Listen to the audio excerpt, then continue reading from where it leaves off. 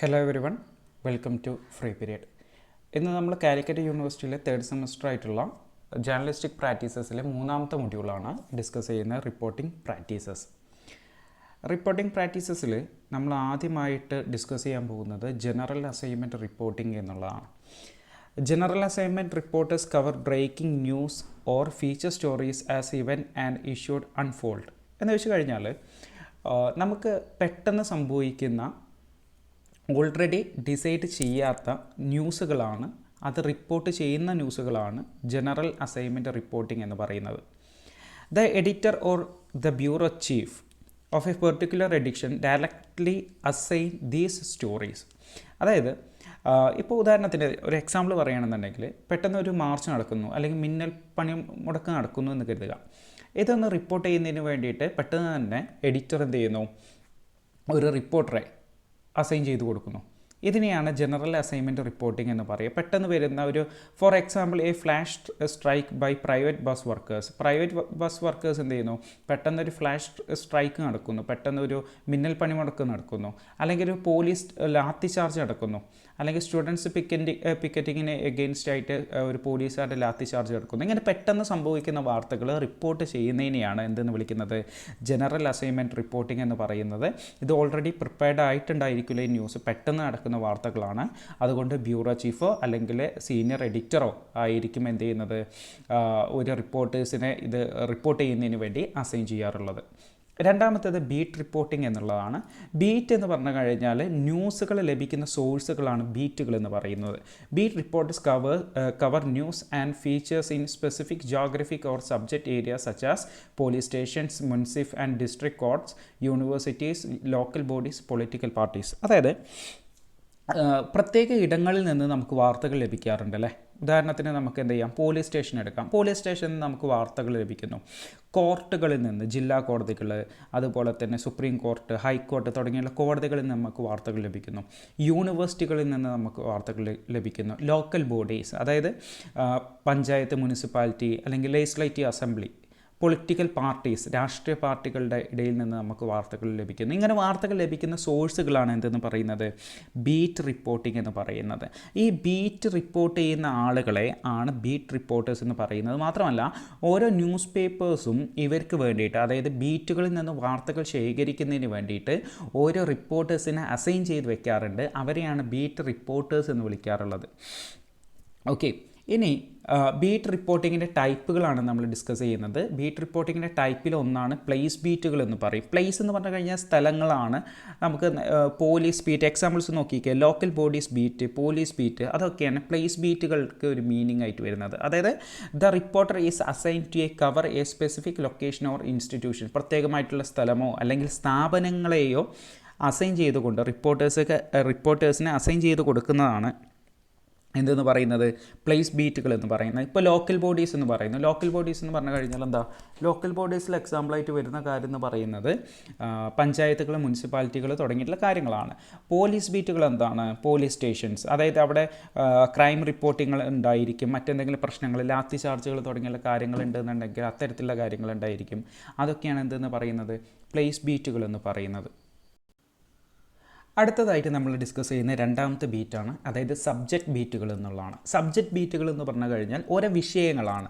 The reporter focuses on A specific subject or field of interest. അവർക്ക് താല്പര്യമുള്ള ഭാഗങ്ങൾ അല്ലെങ്കിൽ എന്തെങ്കിലും വിഷയങ്ങൾ, അതിൽ നിന്ന് വാർത്തകൾ ശേഖരിക്കുകയാണ് സബ്ജക്റ്റ് ബീറ്റുകൾ ഉണ്ടായിരിക്കുക. അതിൽ ഏറ്റവും ഇമ്പോർട്ടൻ്റ് ആയിട്ട് ശ്രദ്ധിക്കേണ്ട കാര്യം എന്ന് പറയുന്നത് which allows for in depth and informed reporting എന്നുള്ളതാണ്. അതായത് ഒരു വിഷയത്തെക്കുറിച്ച് വളരെ ആഴത്തിലുള്ള ഒരു നോളേജ് എപ്പോഴും ആർക്ക് വേണം, സബ്ജക്റ്റ് ബീറ്റിൽ ഒരു ജേർണലിസ്റ്റിന് വേണം എന്നുള്ളതാണ്. ഇപ്പോൾ ഉദാഹരണത്തിന് നമ്മൾ ഒരു ഹെൽത്ത് ബീറ്റുകളാണെന്ന് കരുതുക. ഇപ്പോൾ പുതിയ ഹെൽത്ത് കെയറിനെ കുറിച്ച്, അല്ലെങ്കിൽ പുതിയ അസുഖങ്ങളെ കുറിച്ചിട്ടുള്ള, അല്ലെങ്കിൽ നമ്മളുടെ ഹെൽത്ത് പരമായിട്ട് ഇപ്പോൾ വന്നിട്ടുള്ള നമ്മളുടെ മാറ്റങ്ങളെക്കുറിച്ചൊക്കെ കൃത്യമായിട്ടുള്ള അറിവുള്ള ആളുകൾക്ക് ഹെൽത്തിനെ കുറിച്ച് വാർത്തകൾ എഴുതാൻ സാധിക്കുള്ളൂ. അല്ലെങ്കിൽ സ്പോർട്സ് ബീറ്റുകളെന്ന് കരുതുക.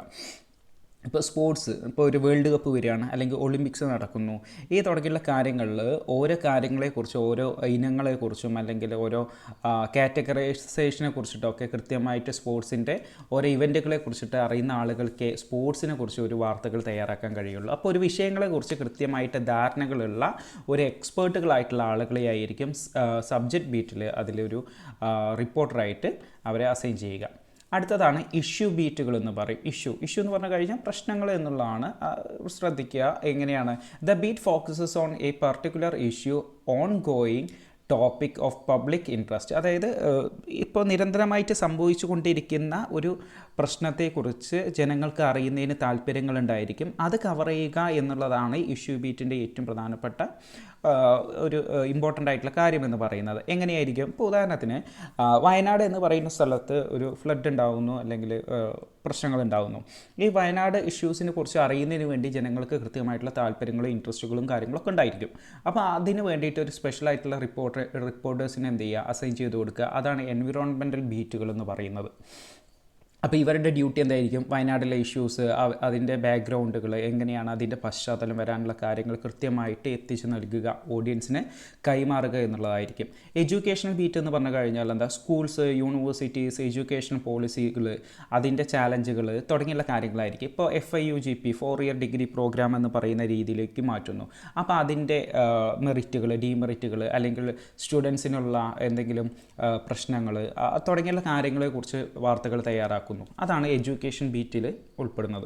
അടുത്തതാണ് എക്സ്പെരിമെൻ്റൽ ബീറ്റുകൾ എന്ന് പറയും. എക്സ്പെരിമെൻ്റൽ ബീറ്റുകൾ എന്ന് പറഞ്ഞു കഴിഞ്ഞാൽ സ്വാഭാവികമായിട്ടും പരീക്ഷണങ്ങളാണ് എന്നുള്ളത് നമുക്ക് പറയാം.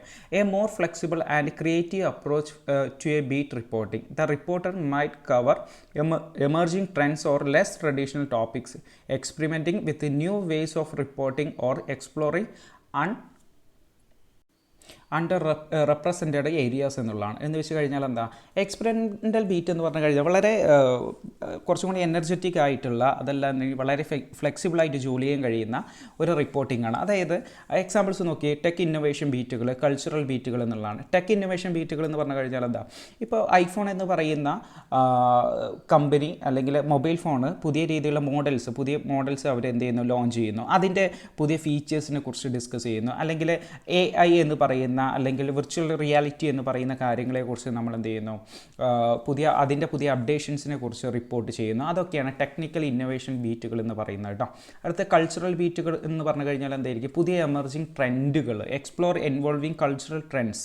അതായത് സോഷ്യൽ മീഡിയ ഇൻഫ്ലുവൻസിൻ്റെ കയ്യിൽ നിന്ന്, അല്ലെങ്കിൽ കൺസ്യൂമേഴ്സിൻ്റെ ഹാബിറ്റുകൾ, അതായത് ഓരോ കാര്യങ്ങളിലും ഉപഭോക്താക്കൾ ഉണ്ടായിരിക്കും, അവരുടെ ഹാബിറ്റുകളെക്കുറിച്ച്, പുതിയ ട്രെൻഡുകളെക്കുറിച്ച്, വസ്ത്രങ്ങളിൽ വരുന്ന ട്രെൻഡുകൾ, ഹെയർ സ്റ്റൈലിൽ വരുന്ന ട്രെൻഡുകൾ, അത്തരത്തിലുള്ള കാര്യങ്ങളൊക്കെ ഉപയോഗിക്കുന്നതാണ് കൾച്ചറൽ ബീറ്റുകൾ എന്ന് പറയുന്നത് കേട്ടോ.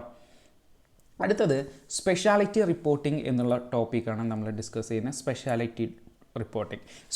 Specialty reporters cover breaking news and features in more specialized areas than the beat reporters, such as environment, cultural programs, information technology, law, foreign affairs, education and medicine.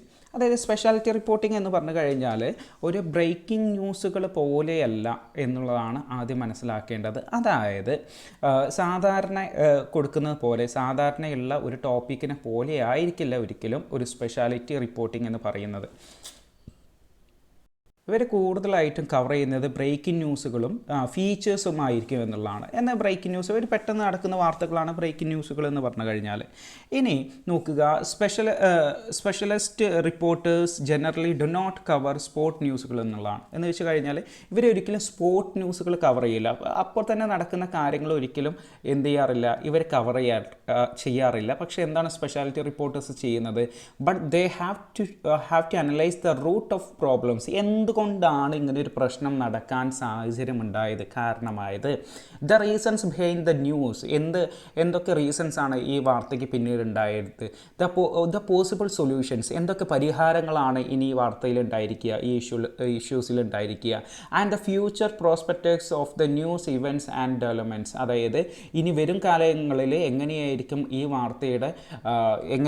വാർത്തകൾ ബാധിക്കുക, ജനങ്ങളെയും മറ്റു കാര്യങ്ങളെയൊക്കെ എങ്ങനെയാണ് ബാധിക്കുക തുടങ്ങിയിട്ടുള്ള കൃത്യമായിട്ടുള്ള ഡീറ്റെയിൽഡ് ആയിട്ടുള്ള ഒരു റിപ്പോർട്ടിംഗ് ആയിരിക്കും ഏതെന്ന് പറയുന്നത് സ്പെഷ്യാലിറ്റി റിപ്പോർട്ടിംഗ് എന്ന് പറയുന്നത്. അതായത് ഒരു സാധാരണ റിപ്പോർട്ടിംഗ് ആയിരിക്കില്ല, പകരം എന്ത് ചെയ്യും, ഇതിൻ്റെ വരാനുള്ള റൂട്ട് ഓഫ് പ്രോബ്ലംസ്, ഇങ്ങനെ വരാനുള്ള കാരണങ്ങൾ എന്ത്, ഒരു ന്യൂസിൻ്റെ ബിഹൈൻഡായിട്ട് നടക്കുന്ന റീസൺസ് എന്തൊക്കെയാണ് തുടങ്ങിയിട്ടുള്ള അതിൻ്റെ സൊല്യൂഷൻസ്, പരിഹാരങ്ങൾ എന്തൊക്കെയാണ് തുടങ്ങിയുള്ള കൃത്യമായിട്ടുള്ള ഡീറ്റെയിൽഡ് ആയിട്ടുള്ള ഒരു സ്റ്റഡി നടത്തിക്കൊണ്ടുള്ള റിപ്പോർട്ടിംഗ് ആയിരിക്കും ഏതെന്ന് പറയുന്നത് സ്പെഷ്യാലിറ്റി റിപ്പോർട്ടിംഗ്. ഉദാഹരണത്തിന് റിപ്പോർട്ടർ എന്ന് പറയുന്ന ചാനൽ വയനാട് ഇഷ്യൂസിനെ കുറിച്ചിട്ട് ഒരു speciality reporting നടത്തിയിട്ടുണ്ടായിരുന്നു.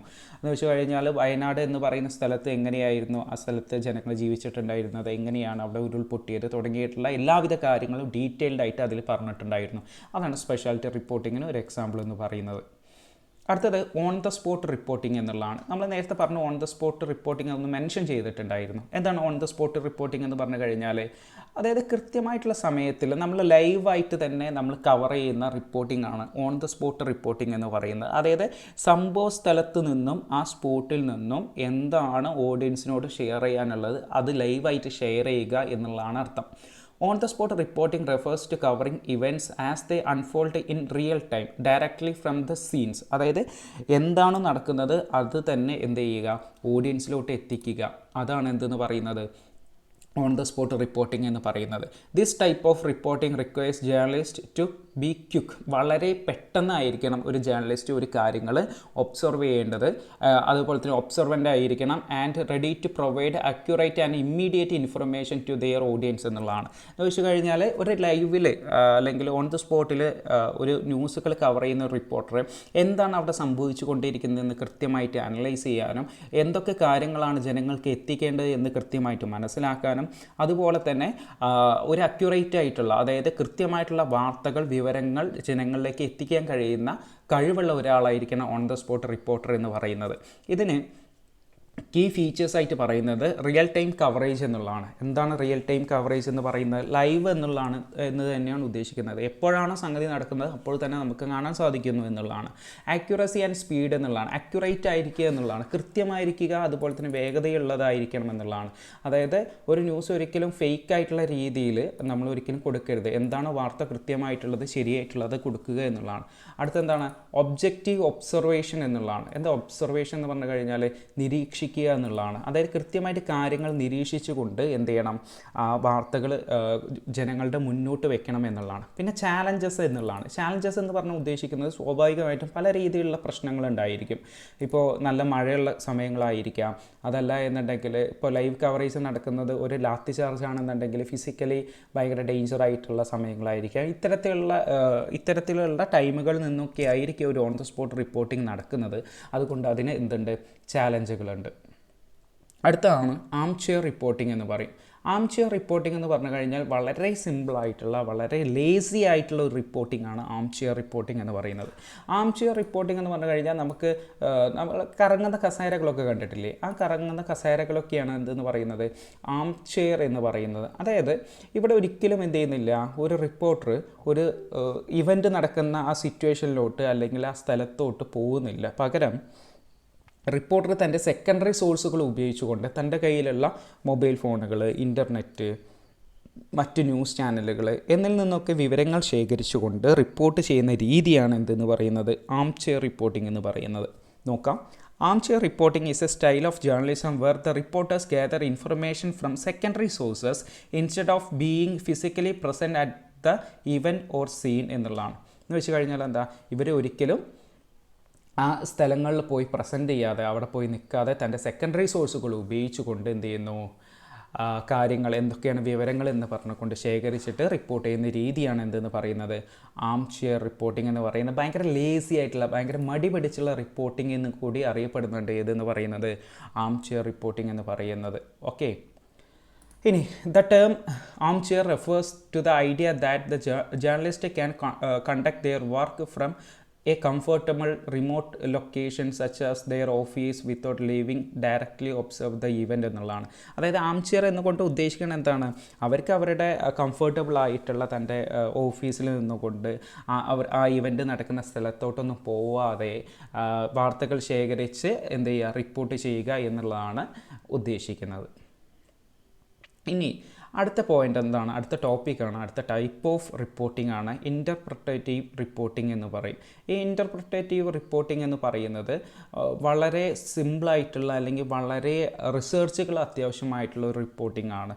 Goes beyond just presenting the basic fact of A news story എന്നുള്ളതാണ്. എന്ന് വെച്ച് കഴിഞ്ഞാൽ ഒരു ന്യൂസിൻ്റെ ഒരു കൃത്യമായിട്ട് അതിൻ്റെ ഫാക്റ്റുകൾ കണ്ടെത്തുക എന്നുള്ളതാണ് ഇൻ്റർപ്രിറ്റേറ്റീവ് ന്യൂസ് റിപ്പോർട്ടിംഗ് എന്ന് പറയുന്നത്. It involves analysing, explaining and providing context to help the audience understand the deeper meaning of implications of an event or issues എന്നുള്ളതാണ്. എന്ന് വെച്ച് കഴിഞ്ഞാൽ എന്താണ്, ഒരു സ്റ്റോറിയെ കുറിച്ച് അതിൻ്റെ ഡീപ്പായിട്ടുള്ള അനലൈസ് ചെയ്തുകൊണ്ട് അതിൻ്റെ എക്സ്പ്ലനേഷൻസ് നൽകിക്കൊണ്ട് അതിൻ്റെ കോണ്ടെക്സ്റ്റ് ആയിട്ടുള്ള മറ്റ് കാര്യങ്ങൾ നൽകിക്കൊണ്ട് ഓഡിയൻസിന് കൃത്യമായിട്ടുള്ള വിവരം എന്താണ് ആ വാർത്ത സംഭവിക്കുന്നത് എന്ന് വിശദീകരിച്ച് പറഞ്ഞു കൊടുക്കുന്നതാണ് എന്തെന്ന് പറയുന്നത് ഒരു ഇൻ്റർപ്രിറ്റേറ്റീവ് ന്യൂസ് റിപ്പോർട്ടിംഗ് എന്ന് പറയുന്നത്. ഇതിൽ എന്തൊക്കെ ഉണ്ടായിരിക്കും, ഡെപ്ത് ആൻഡ് പേഴ്സ്പെക്റ്റീവുകൾ ഉണ്ടായിരിക്കും, often connecting fact with borders ട്രെൻഡ്സുകൾ ഉണ്ടായിരിക്കും, ഹിസ്റ്റോറിക്കൽ ബാക്ക്ഗ്രൗണ്ടുകൾ ഉണ്ടായിരിക്കും, എക്സ്പേർട്ട് ഇൻസൈറ്റുകൾ ഉണ്ടായിരിക്കും. എന്ന് വെച്ച് കഴിഞ്ഞാൽ ചരിത്രപ്രധാനമായിട്ടുള്ള എന്തെങ്കിലും ബാക്ക്ഗ്രൗണ്ടുകൾ ആ വാർത്തയെക്കുറിച്ച് സംസാരിക്കാനുണ്ടെങ്കിൽ പറയാനുണ്ടെങ്കിൽ അതിനെക്കുറിച്ചിട്ടുണ്ടായിരിക്കും. ആ വാർത്തയെക്കുറിച്ച് എക്സ്പേർട്ടുകളായിട്ടുള്ള ആളുകൾക്ക് എന്താണോ മെൻഷൻ ചെയ്ത് പറയാനുള്ളത് അതിൽ കൊടുത്തിട്ടുണ്ടായിരിക്കും. അതിൻ്റെ ഡെപ്തായിട്ടുള്ള ആഴത്തിലുള്ള കാഴ്ചപ്പാടുകൾ, പേഴ്സ്പെക്റ്റീവ് അതിലുണ്ടായിരിക്കും. മാത്രമല്ല എന്താണ് അതിൻ്റെ ഫാക്റ്റുകൾ എന്നുള്ളത് കൃത്യമായിട്ട് അതിൽ പറയുന്നുണ്ടായിരിക്കും. ഇനി ഇതിൻ്റെ കീ ഫീച്ചേഴ്സാണ് നമ്മൾ ഡിസ്കസ് ചെയ്യാൻ പോകുന്നത്. ഒന്നാമത്തെ പോയിൻ്റ് അനലൈസ് ആൻഡ് കോണ്ടെക്സ്റ്റ് എന്നുള്ളതാണ്. അനലൈസ് ദ കോണ്ടെക്സ്റ്റ് എന്ന് പറയുന്ന ഭാഗത്തിൽ പ്രധാനമായിട്ടും പറയുന്നത് interpretative news റിപ്പോർട്ടിങ്ങിൽ analyse and context എന്ന് പറയുന്ന ഭാഗത്തിൽ വൈ ആൻഡ് ഹൗ എന്ന് പറയുന്ന കാര്യങ്ങളും അതുപോലെ തന്നെ വാട്ട് ആൻഡ് വെൻ എന്ന് പറയുന്ന കാര്യത്തിനേക്കാൾ വൈ ആൻഡ് ഹൗ എന്ന് വെച്ച് കഴിഞ്ഞാൽ എന്താ, എന്തിന്, എന്തുകൊണ്ട് എന്ന് പറയുന്ന കാര്യമായിരിക്കും കൂടുതലായിട്ടും മെൻഷൻ ചെയ്ത് പോവുക എന്നുള്ളതാണ്. എന്തുകൊണ്ട് സംഭവിച്ചു തുടങ്ങിയുള്ള കാര്യങ്ങൾ ചെയ്യുന്നുണ്ട് കൃത്യമായിട്ട് ഇതിൽ വിശദീകരിക്കുന്നുണ്ടായിട്ട് എന്തുകൊണ്ട്, എങ്ങനെ തുടങ്ങിയുള്ള കാര്യങ്ങൾ അനലൈസ് ചെയ്യും.